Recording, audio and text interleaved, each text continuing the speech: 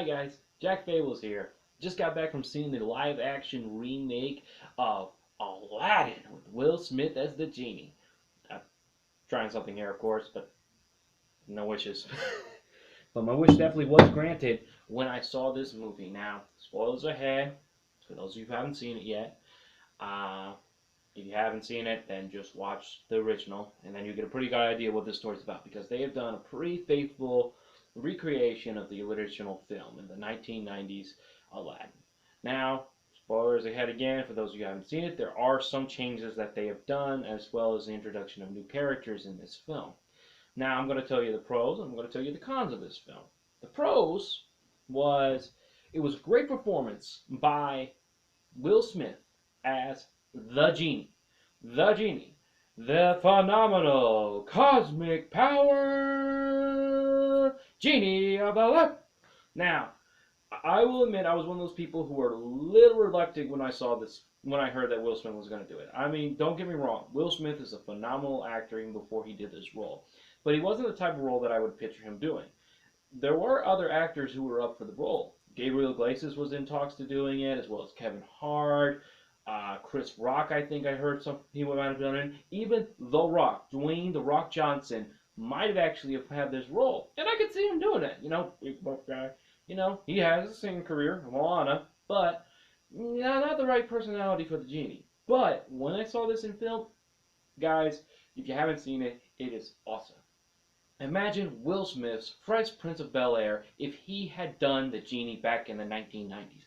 That is how awesome it was. If you go on YouTube and go to the Disney Vivo host channel, they have Friend Like Me, Prince Ali, all the songs that Will Smith did. It is a phenomenal performance. He was the best character in the whole film, which is ironic since the film is named after Aladdin.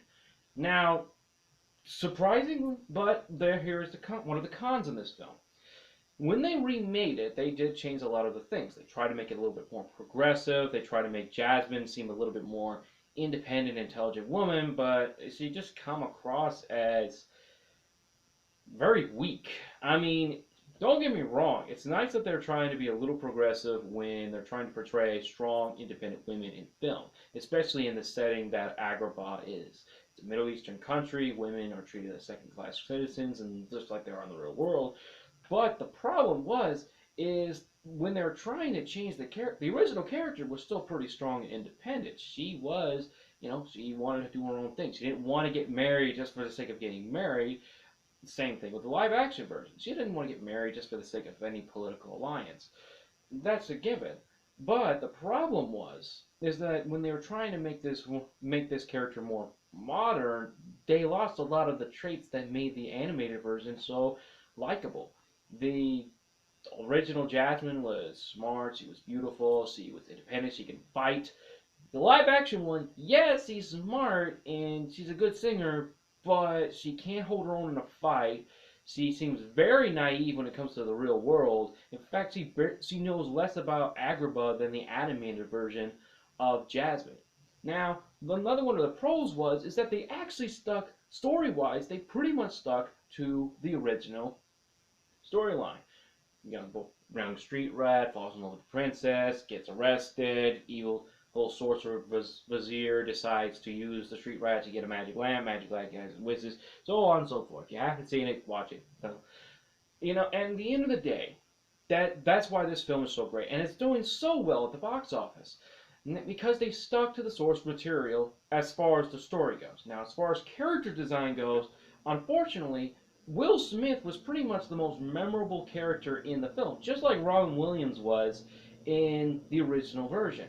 Now, this is no surprise because the Genie stole the show in the original, just like the Genie stole the show in this version. But they've also added a couple of other things as well. For example, they gave Genie a love interest with a handmaiden that Jasmine has in this version, even though she didn't have one in the original one.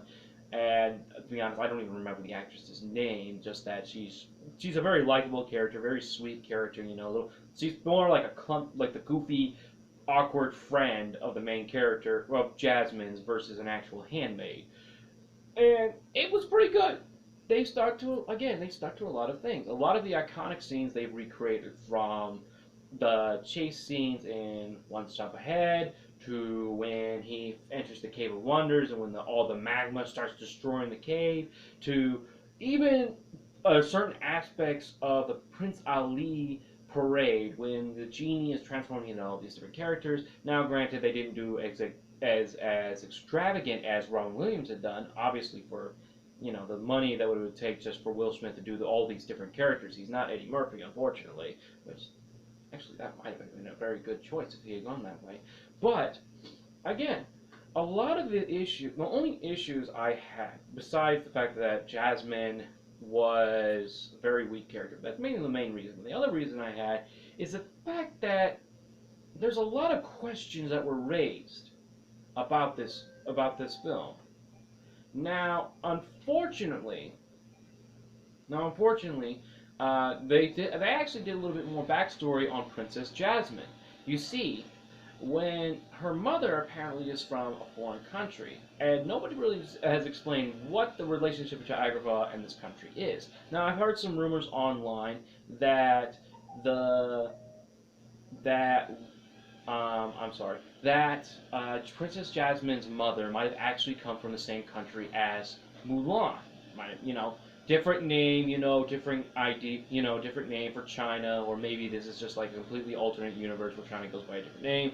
We don't know, because there was a huge diversity in Agrabah, from Far Eastern to Middle Eastern to even Norwegian cultures being represented. Now, this is the third thing I have a problem with this film. When they're trying to push for diversity, they're pushing more for stereotypes of those cultures, I feel like, because they're afraid of cultural appropriation accusations. For example, when they portrayed any of the white characters in there, which was a prince that was, came, he was trying to get Princess Jasmine's hands in marriage, he was a bit of a goof, he was a dummy, he was a stereotypical Norwegian idiot. And I'm like, come on, Disney. You're supposed to be against that kind of stuff. And then, but that's not the only thing that was a problem with this film. Social justice warriors had a problem with this film because there weren't enough Asian people in the story, even though the original Disney version took place in the Middle East, where there aren't, statistically a lot of Asian people. What their reasoning is, in the original story, in the 1001 Nights, also known as the Arabian Nights, the story of Aladdin actually takes place in China, in the Orient. Now, again, a lot of stuff, they've changed a couple of things. Now, the final thing I have a problem with this film is that they changed a couple of lyrics. For example, when the genie, Will Smith's character, is singing Arabian Nights, he's singing a different. In the original version, it says, it's barbaric, but hey, it's home. They changed the lyrics to, it's chaotic, but hey, it's home.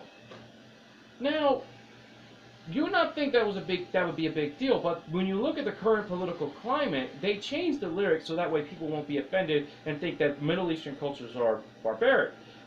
They are barbaric in a lot of ways. I'm not saying that individual Middle Eastern people from Iran to Iraq to Syria, individuals are not barbaric, but a culture can be considered barbaric. We're talking about cultures that behead people for abandoning their religion, that stone and throw people off of roofs because they're homosexuals. They're talking about blatant racism in the Middle East. And it's like, it is a barbaric culture. And you need to address it. And by saying that it's chaotic instead of saying what it is, barbaric, it doesn't really change anything. It doesn't say, it doesn't really fix the issues or even address the issues. It just kind of sweeps it under the rug a little bit. Again, but here's the best part about it. To me, I feel like this film is setting up for a cinematic Disney universe of live-action remakes. Now, hear me out. There is an internet rumor going around that all the live-action remakes, from Maleficent to Dumbo to Cinderella to Beauty and the Beast, they all have some connection with one another. They're all set in the same live-action universe. Now, this isn't the first time that such a theory has been presented. You look at films, you look at even the original Aladdin, and you look at the Beauty and the Beast and Hunchback of Notre Dame, you see that they all have little Easter eggs connecting these films. For example, Belle shows up in the Hunchback of Notre Dame, as well as Aladdin's carpet. In Aladdin itself, you have Little Mermaid, with Sebastian and his crab. You also have beast in the little tower of toys that the Sultan plays with as he's assembling. Now, the last thing. Now, there is no official. I have not seen any clues in here. Now, there are little hints, like if you look at the live action Beauty and the Beast remake, you see when they're saving their guests, they have this little thing where Cogsworth is kind of dressed a little bit Middle Eastern. It kind of looks like the Agrabah scene, but it also could be just like, it could be just a thing. It just could be a random little Easter egg, a little hint about what's coming up in the future. But not necessarily that it means that it belongs in the same universe together.